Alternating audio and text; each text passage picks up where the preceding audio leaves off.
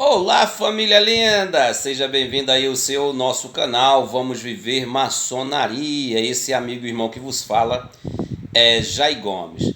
Meus irmãos, o vídeo de hoje vai ser um vídeo bastante interessante. Fica aí até o fim, ok? Se passar dos 25 minutos, eu peço desculpa, mas o assunto hoje é interessante. Porque também eu vou tratar um assunto muito pessoal, e que eu vou aqui, de certa forma, tirar algumas dúvidas de alguns inscritos e algumas pessoas que ficam me perguntando, porque eu tenho essa liberdade hoje de estar aqui deitado na minha rede, muitas vezes lá no meu sítio, etc. Meus irmãos, vou ser bastante sucinto, e você que acompanha o meu canal, olha, eu trabalhei, eu trabalhei, eu trabalhei durante 30. Eu comecei a trabalhar com 9 anos de idade, mas quando eu comecei a ganhar dinheiro mesmo, ganhar dinheiro foi com 15 anos de idade para 16 anos de idade. Então, diga aí que eu trabalhei 35 anos da minha vida ininterrupto. A minha área era a área da beleza. Eu era cabeleireiro. Aliás, sou cabeleireiro, né? Então, eu tinha um salão de beleza. Um salão de beleza. Aonde, meus queridos? Eu trabalhava de 7 da manhã a 10 da noite. Eu não tinha vida. Eu não tinha vida. Eu trabalhava de domingo a domingo. De domingo a domingo. Para não dizer a domingo, eu trabalhava domingo até meio-dia. Eu não tinha vida, né? Eu não tinha vida. Quem criou meus filhos foi minha esposa. Quem criou meus 2 filhos foi minha esposa. Eu não tinha tempo nem para respirar. Certo, meus irmãos? E daí eu vivia no estado de ter, constante. Ou seja, eu vivia sonhando em ter. E essa minha ambição me levou a ter.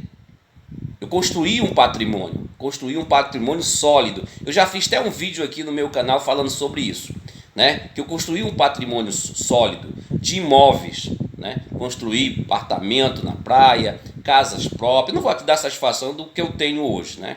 Mas pelo que vocês vê eu nos meus vídeos, aparentemente dá uma pessoa que veio me visitar de São Paulo, Douglas, né? Viu a minha vida e até perguntou assim: já então é foda mesmo, é diferente do diferente, né?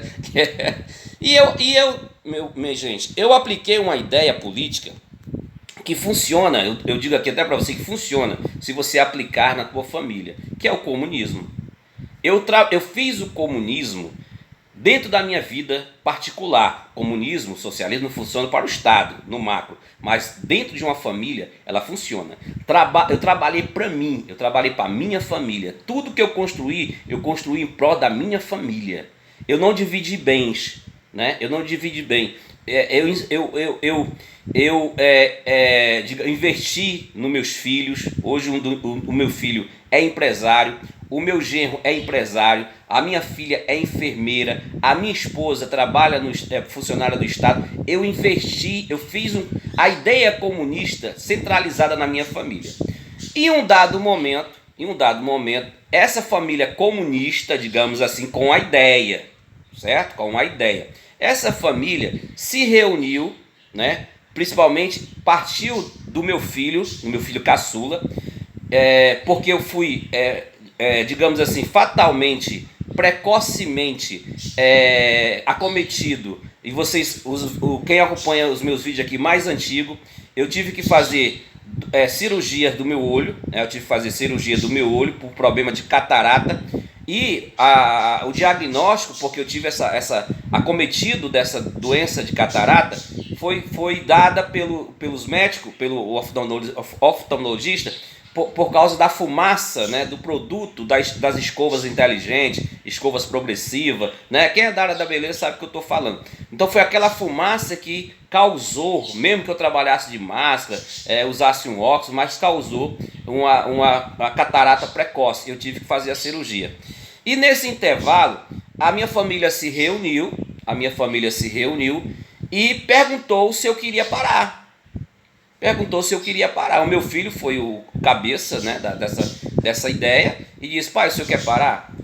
O senhor hoje tem um aluguel, o senhor hoje tem isso, a mãe trabalha, eu trabalho, E eu vejo que não precisa mais o senhor ficar correndo como o senhor correu. A gente está feliz, a gente tem nosso carro, a gente tem nossa casa boa, né? Cada filho meu tem uma casa própria, né? E tem o seu carro, tem a sua empresa própria, etc. E tudo isso foi eu e minha esposa que construímos. Então, meus queridos, para a inveja de alguns, quando me vê assim, é porque eu fiz por onde, certo? Nada para mim caiu do céu, nada para mim caiu do céu. Então, hoje eu estou aqui nessa posição aqui. Hoje, o que eu faço, quando vocês me vê fazendo serviço de pedreiro, até o meu sereníssimo neto achava que eu era pedreiro. Quando vocês me vê fazendo serviço, em pró de mim mesmo, para mim, ou então para um filho meu, para um irmão meu, para o meu genro, né? Recentemente eu fiz uma obra, a última obra que eu fiz foi na casa do meu genro. Eu fiz até vídeo aqui mostrando que eu estava fazendo na casa do meu genro e da minha filha. Então, quando vocês me vê fazendo esse tipo de movimento, não é para ganhar dinheiro. Eu fiz um vídeo também fazendo a calçada por nosso irmão Foguinho, não é para ganhar dinheiro, certo? Eu faço por livre e espontânea vontade para me ocupar. Hoje eu me ocupo em duas temáticas: fazer caminhada pela manhã e deixar a minha esposa no trabalho e buscar ela. E o final de semana eu vou para o sítio. Eu fiz por merecer, viu, meus irmãos? Somente a minha família, o meu estado comunista, que é a minha família, antecedeu a minha aposentadoria. Porque até o Estado, ele vai te dar um descanso quando você tiver com 65 anos, 70 anos, ele praticamente te obriga a ter um descanso. Não, o meu Estado micro-comunista, a minha família comunista, digamos assim, me deu esse descanso antecipadamente, certo? Isso também não impede se eu quiser trabalhar, viu, pessoal? A minha família me deixou livre. Hoje mesmo eu fui fazer uma limpeza na lente dos meus olhos, né? Fui fazer uma limpeza, né? Porque estava com 2 anos da cirurgia e eu fui fazer a limpeza. Hoje mesmo, acabei de chegar aqui e estou fazendo esse vídeo. Beleza, depois dessa introdução, se você é uma pessoa que muitas vezes fica chateado com o meu progresso, né? Com a minha prosperidade, o que eu posso fazer, né? Digamos assim, como a gente gosta de dizer, eu estudei, você não estudou? Voltando em relação à minha vida, quando eu comecei o salão, rapidinho para você entender, quando eu trabalhava de cabeleireiro, meus irmãos, eu ganhava e não tinha tempo de gastar. Eu ganhava dinheiro. Quem é do ramo da beleza, um salão bem estabilizado como o meu, eu ganhava em média, a minha média por dia era R$500 por dia, um dia fraco. E tu imagina, eu ganhando isso no tempo do real, no tempo da URV, né? No tempo do Fernando Henrique, onde a moeda era valorizada, onde o real tinha peso. Então, meus irmãos, em 8 anos, eu praticamente saí de classe D para classe B. Eu saí de classe D para classe B. Eu fiz um patrimônio, porque eu ganhava e não tinha como gastar. Eu ganhava hoje, não tinha como eu gastar amanhã, e ganhava de novo. Então, algo que vai se acumulando, sem sair, a tendência é, de fato, ter uma prosperidade.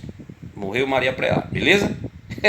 Fiz isso durante 35 anos da minha vida, ininterruptamente. Estou aqui praticamente com 3 anos sem trabalhar. 3 anos praticamente, é o tempo que eu fiz a cirurgia.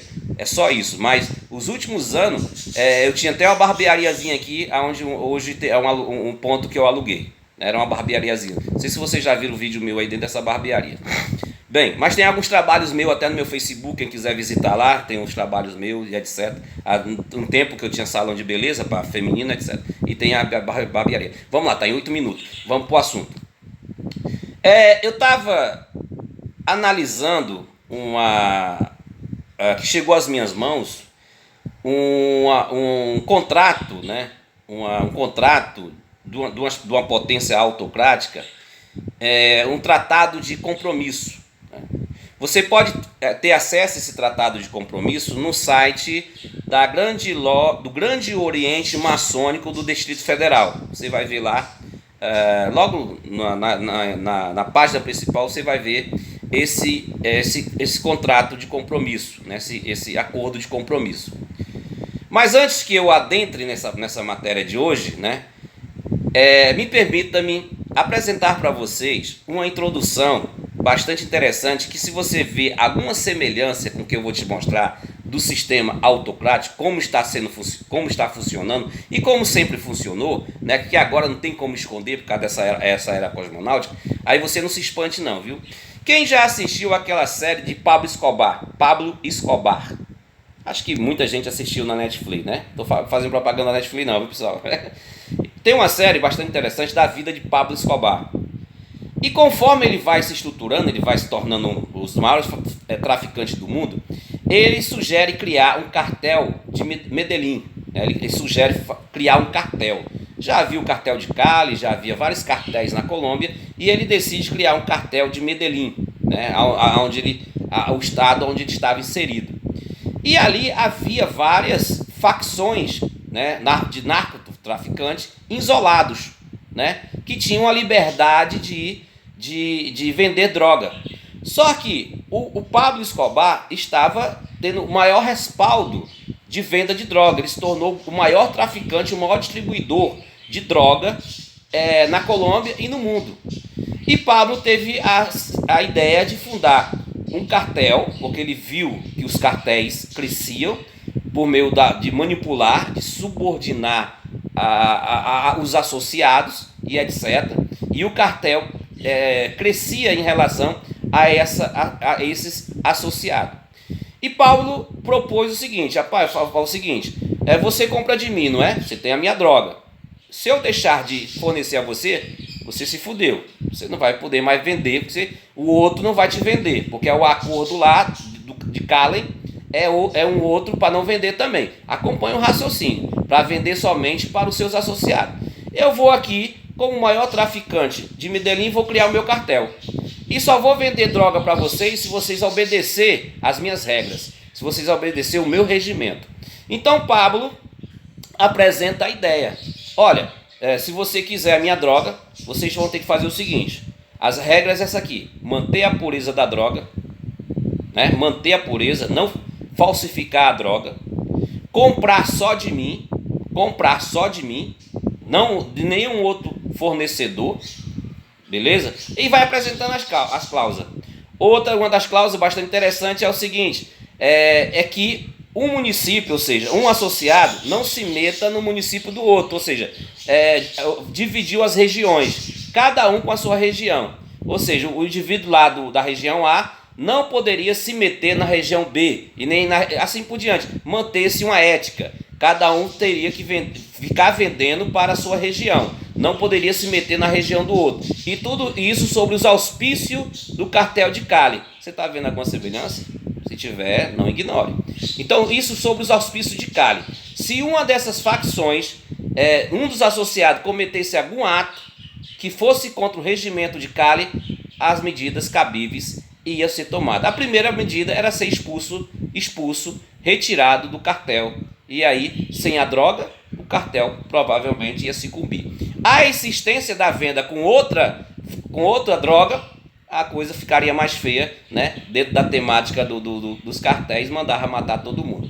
Bem, depois dessa introdução, você deve estar se perguntando, Jair, onde é que tu quer entrar em relação ao termo de compromisso que tu viu no site do Grande Oriente Maçônico do Distrito Federal? Bem, se você for lá, né, e ver, você vai ver uma grande semelhança.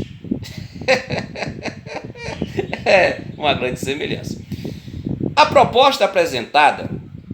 proposta de compromisso ali apresentada, não diverge em nada do que consiste uma administração de um cartel de narcotraficante. Jair, mas tu vai fazer essa semelhança, vou em termo administrativo, não estou falando em termo do que a matéria lá se trata, ou seja, o cartel trata de coisas ilícitas, mas a ideia do que se apresenta aqui nessa forma administrativa não é diferente de um cartel, veja bem. Se vê lá no termo de compromisso, veja bem, termo de compromisso, você vai ter que fazer um distanciamento entre o termo de compromisso para um tratado de mútuo reconhecimento. O que está sendo aplicado ali, dentro desse documento, é um termo de compromisso. As partes ali inseridas, principalmente a que apresenta a proposta, que nada mais é que o Grande Oriente do Brasil, que apresenta a proposta, é a parte mais interessada. é a parte mais interessada. Por quê? Porque o primeiro tópico a ser obedecido é o seguinte: é o tópico das lojas maçônicas não ser aceita em outra jurisdição se não for pela permissão de ambas as potências. Ou seja, digamos que uma loja do Grande Oriente do Brasil resolva se desfiliar. A grande loja do Distrito Federal ficará na obrigação de não aceitar essa loja, pelo fato desse acordo de compromisso. Ou seja, essa loja não teria para onde ser direcionada, ou seja, não poderia ir para outra potência. Ela só tinha uma opção: viver de forma independente. Mas nós sabemos que essa ideia de uma loja estar jurisdicionada a uma potência maçônica está arrancada na maçonaria autocrática, e fica muito difícil dos irmãos se declarar-se de fato livres e independentes. Isso é fato raro, né? Mas acontece, como está acontecendo com várias lojas maçônicas. Mas digamos que essa loja ela resolva sair dos auspícios do Grande Oriente do Brasil e ir para a grande loja, né, do Distrito Federal. A grande loja fica na obrigação de não aceitar por causa do termo de compromisso, ou seja, não aceita, e ditado pelo Grande Oriente do Brasil. Se você vê alguma semelhança com cartel, né, não se espante, porque a mercadoria do cartel é droga, mas a mercadoria da instituição é gente. Sem gente não há arrecadação de dinheiro. Se ligou? Sacou? Se eu perder gente, eu perco dinheiro, eu perco arrecadação. Então nada do que segurar essas pessoas em termos desse compromisso. Ou seja, o indivíduo não tem mais para onde correr. Ou ele fica comigo, ou não fica. Se correr, o bicho pega; se ficar, o bicho come. Ou seja, praticamente ele se obriga a ficar na jurisdição daquela potência, sendo escravizado, sendo levado ao condicionamento, porque agora fecharam-se um tratado, um compromisso em relação a essa matéria. Outro compromisso gritante que se apresenta ali, que para mim é o mais gritante. Essa questão de loja não é tão gritante como essa, mas o que eu vou te dizer, esse é gritante. Por exemplo, um candidato, que eu vou fazer um vídeo sobre isso, das incoerências que acontecem nas potências, viu? Se se eu não fizer amanhã, eu faço, que amanhã é sexta, né? Aí eu posso ir para o sítio e você sabe como é que funciona. Lá no sítio eu não faço, né? Faço vídeo esporadicamente. Bem, vamos lá. Olha só, dentro desse compromisso, desse acordo, né, desse compromisso, há uma cláusula bastante interessante.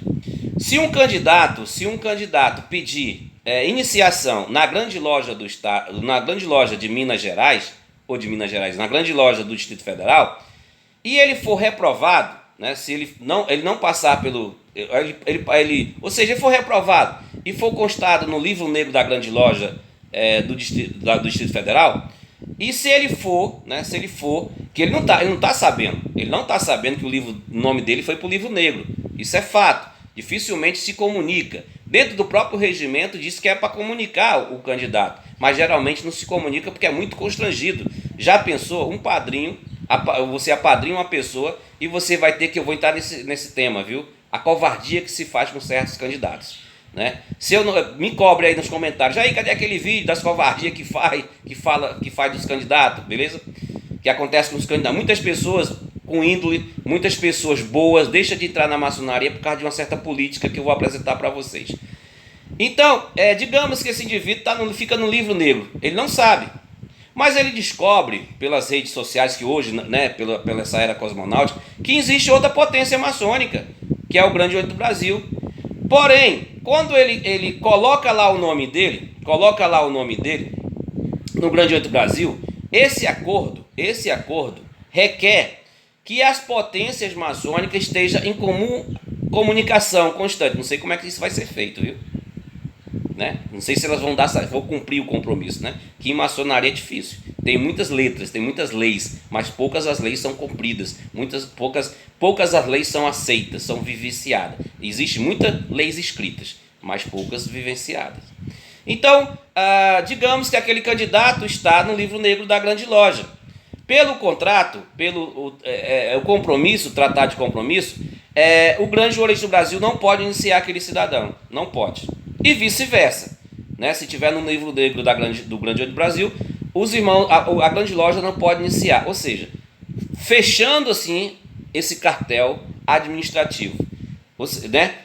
Você não pode fazer o que o outro não permitir, fica nessa questão.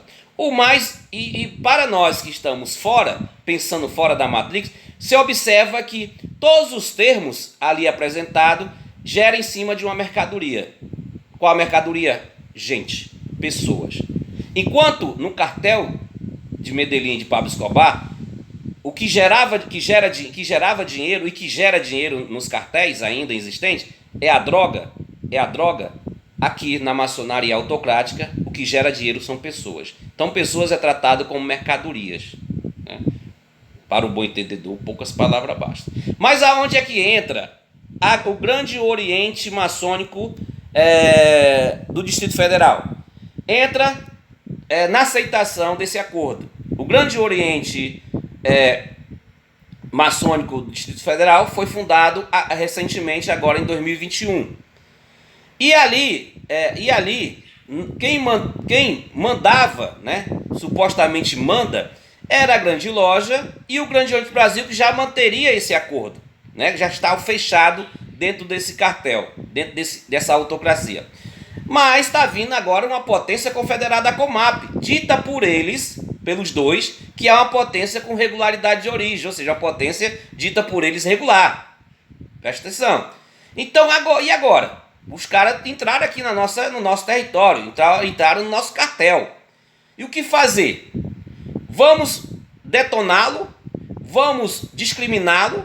Vamos começar a dizer que ele é irregular, que ele é espúrio, como é costume, acusá-lo? Vamos exterminar, como faz os cartéis? Ou vamos chamar para uma conversa diplomática? De princípio, que se tende de maçonaria é chamar para uma conversa diplomática. E assim foi feito. Chamou-se o grão-mestre dessa nova potência, reuniu-se os três líderes, que é assim que se faz o cartel. Você não vê, no próprio filme você vai ver só os líderes dos cartéis se reunindo, né? No povo, né? Os viciados, os dependentes não se reúnem para tomar decisão, somente os líderes. Então reúne-se os três líderes, né? Reúne os três líderes dessas três potências e vão fazer essas deliberações.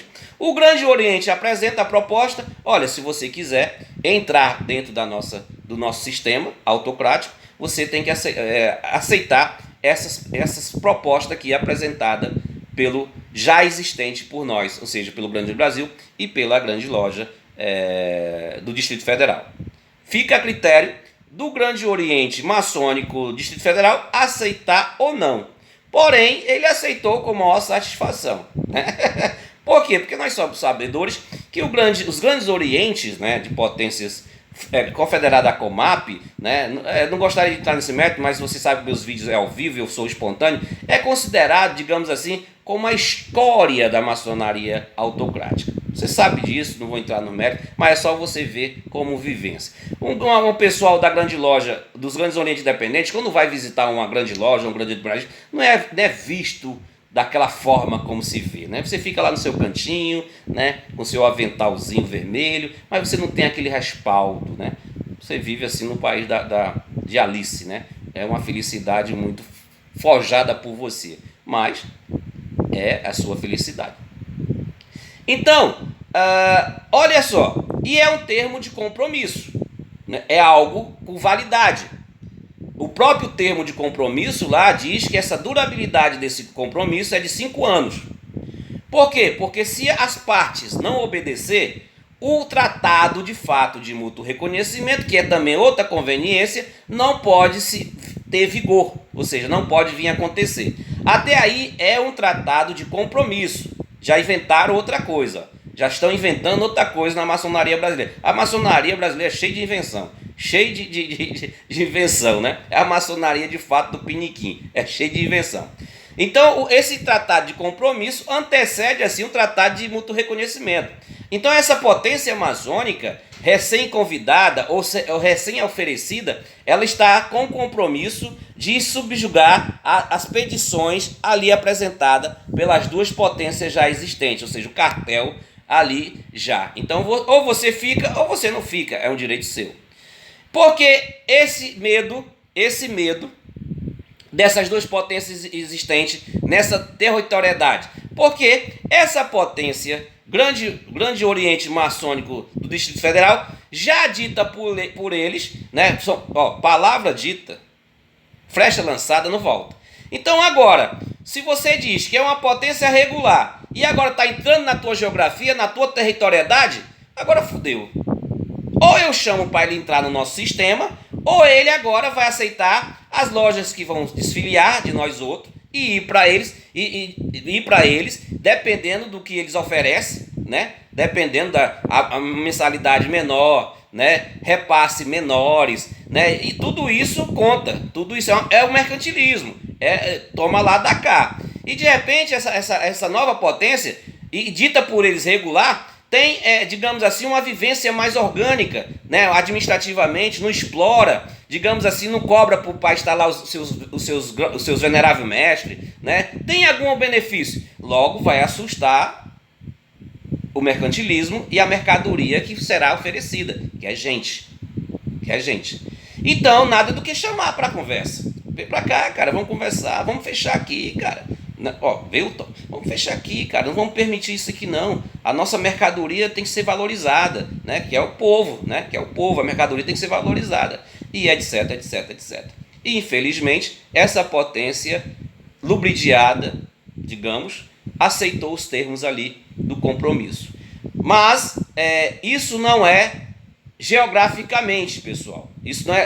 Esses compromissos não é, digamos assim, de forma geral. Por exemplo, aqui no estado do Ceará, essas potências maçônicas desse ciclo autocrático não têm esse compromisso, né? Não tem esse compromisso. Exemplo fato que recentemente uma loja do Grande Oriente do Brasil, Ceará, foi para a grande loja do estado do Ceará e ocorre aqui no estado do Ceará essa interação. Lojas que vão para lá, lojas que vão para cá, obreiros que vão para lá, obreiros que vêm para cá, obreiros expulsos. O estado do Ceará aqui, o Grande Oriente do Ceará, muitas vezes não consegue um tratado de mútuo reconhecimento com o Grande Oriente do Brasil, porque reza as narrativas de memória, que o Grande Oriente, a GOSSE sempre aceitou irmãos expulso do Grande Oriente do Brasil e da Grande Loja.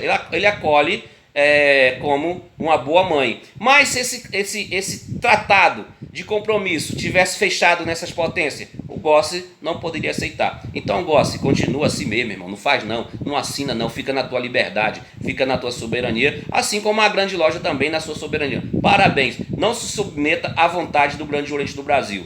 Não se submeta. Se permaneça assim. Já que vocês vivem maçonaria há quase 50 anos aí sem depender do Grande Oriente do Brasil, e também há quase 95 anos a Grande Loja sem depender do Grande Oriente do Brasil, por que vocês vão entrar nesse sistema de autocracia, nesse sistema de monopólio do Grande Oriente do Brasil?